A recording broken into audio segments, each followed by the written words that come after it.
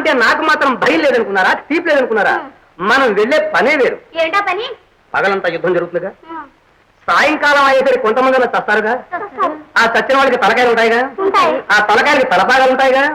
అవన్నీ కోసి తీసుకొచ్చి పానుగంటి పట్టణంలో పెద్ద ప్రదర్శన ఏర్పాటు చేసి ఇవన్నీ మనం చంపిన బాబతి వీరులవి అని ప్రచారం చేస్తాం. మహారాజులంతా మెచ్చి రణరంగ భీమా తలారి రామ అని బిరుదు మన మొహాన్ని భరతారు. అక్కడి నుంచి పెద్ద మహల్, ఆ మహల్ నిండా దాస దాసీజన్, వాళ్ళ మధ్య మీరు, మీ మధ్య నేను, నా మధ్య మీరు, మీ మధ్య నేను. ఎలా ఉంది? యుద్ధం లేదు గెచ్చలేదు, బుద్ధిగా పడి ఉండు. పోనీలేవే, ఆ తలపాగలన్నీ తీసుకొస్తారుగా, నువ్వు ఓడేదన్నా వేసుకోవచ్చు. ఏదో ఈ మొహానికి అదేలే చూసురా. ఇదిగోనయ్యో, ఒట్టి చేతులతో వచ్చావా? తెలుసుగా మీ దరువు, తెలుసుగా మీ దరువు. తెలుసు, నాకు తెలుసు. అంబా జగదంబ, వీళ్ళ పోరు పడలేకే నేను బయటికి పోతున్నా. 10 రోజుల పాటు హాయిగా ఉండేటట్టు ఆశీర్వదించు తల్లి. మాత జగన్మాత. కథన రంగమే గదన్, కత్తి దూసి దూకెదన్, కసాపిసా మత, కసాపిసా మత, కసాపిసా మత.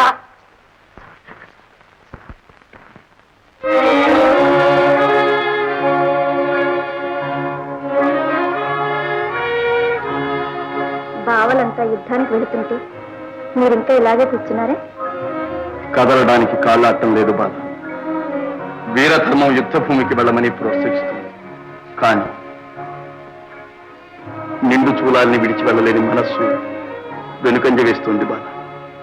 కథనరంగం అంటే కళ్యాణ మండపంగా భావించి పానుగంటి వీరసింహాలని ఇలా పలికి రాజులంతా యుద్ధానికి వెళుతుంటే మీరు రాణివాసంలో కూర్చుంటే నాకు మాత్రం ఏం కరువు?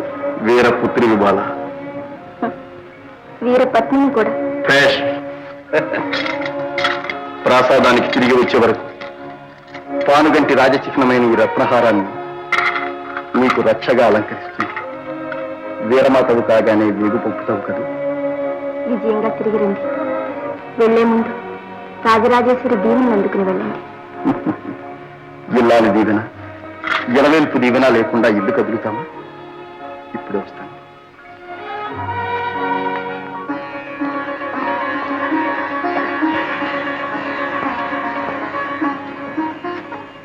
మాత రాజరాజేశ్వరి, న్యాయరక్షణ కోసం నగరిలోని వీరులందరూ గండికోట కథన రంగానికి కదలిపోతున్నారు.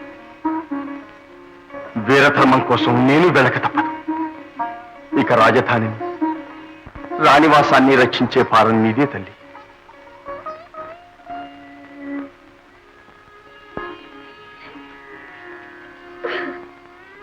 బాల, ఏమిటి వీరతనం? వీరపత్ని నవ్వుతూ సాగ.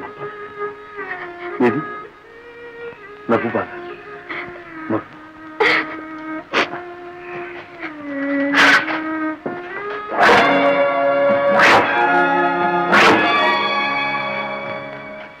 నేను తిరిగి వచ్చే వరకు ఈ గీటు దాటకు బాల.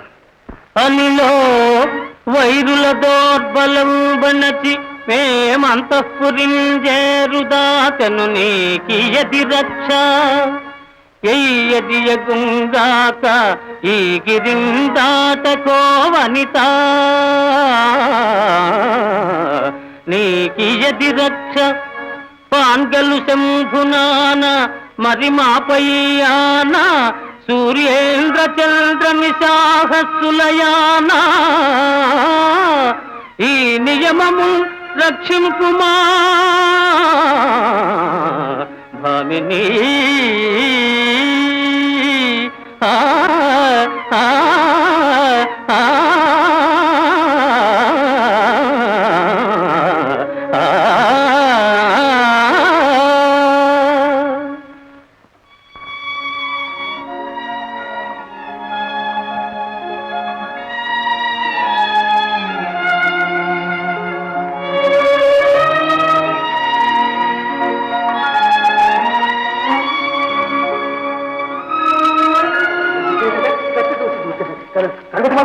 కడగొట్టు బాబు, నేను వస్తున్నాను.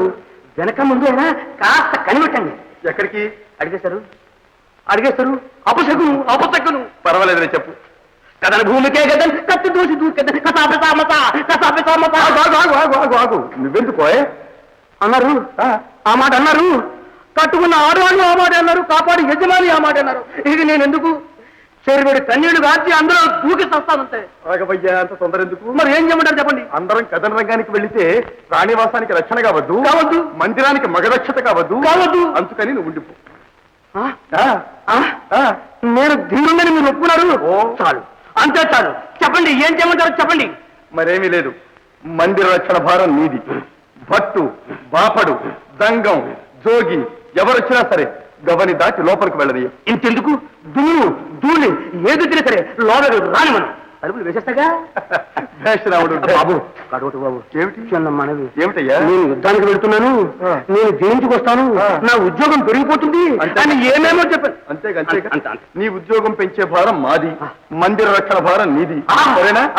ఇది నాది, అది మీది. కడవటి బాబు ఒక్కడు కనబడేరా? ఉన్నారా? జాగ్రత్తగా ఉండండి. ఎందుకండి మన వర్ధదులంతా యుద్ధానికి వెళ్ళారుగా, అందుకని వాకిళ్ళు జాగ్రత్తగా కాపలా కాయండి. కుక్క, నక్క, పిల్లి, బల్లి, చివరికి చీవనైనా సరే సంపంద లోనికి పంపించొద్దు. హెచ్చరిక. వాడు వట్టి మోసగాడు. ఎవరండి వాడు? వాడే తంత్రాల త్రిపాఠి, మంత్రాల ఘనపాటి, మాయల మరాఠీ.